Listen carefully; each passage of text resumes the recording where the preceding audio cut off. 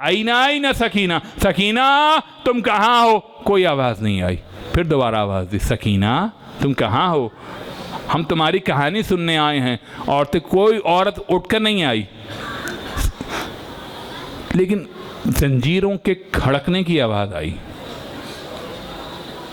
तौक पहने, जंजीरें पहने, बेड़ियां लगा हुआ, हथकड़ियां लगा हुआ एक बूढ़ा जवान आकर खड़ा हुआ।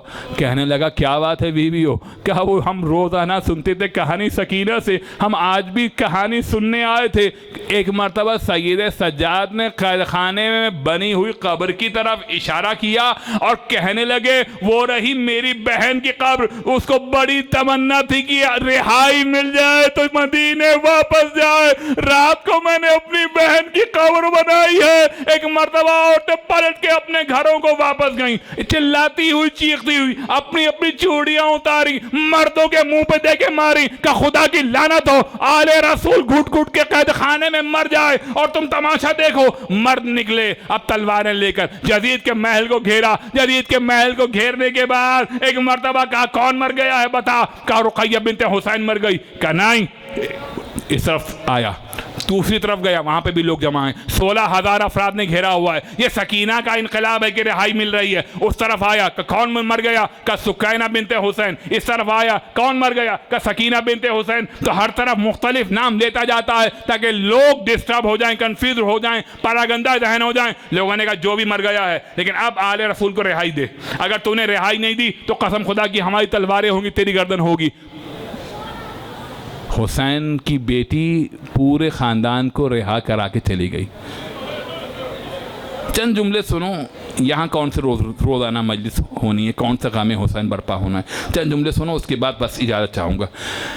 रिहाई मिलने से पहले जनाब सैयद सज्जाद को बुलाया और बुलाकर कहने लगा, हद्दाद को बुलाओ, हथकड़ियाँ काटो, बेड़ियाँ काटो, तौक काटो। जब तौक कटा है तो हद्दाद ये कहता है कि अंदर दंदाने उतर चुके थे और लोहे ने गोश्त को खा लिया था।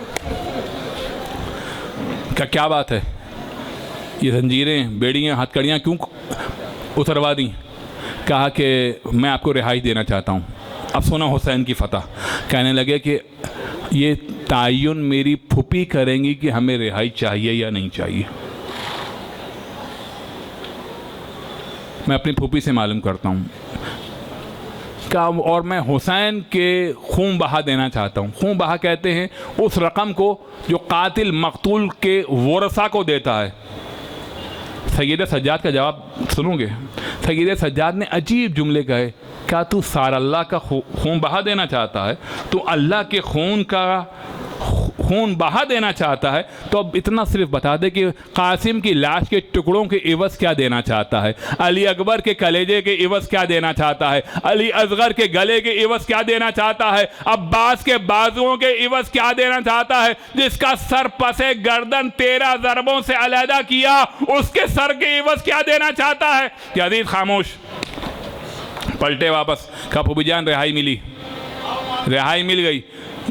आधा खाना पहले जनाब ज़ैनब ने बनाया, सैयद सज्जाद ने बनाया। आपके यहाँ आधा खाने सजते हैं, जुलजना आता है, अलम आते हैं, झूला आता है, ताज़िया आता है। ज़ैनब ने पहला आधा खाना सरों से सजाया। जब 7 दिन तक शाम की औरतों से पुरसा ले लिया तो उसके बाद अब रिहाई है।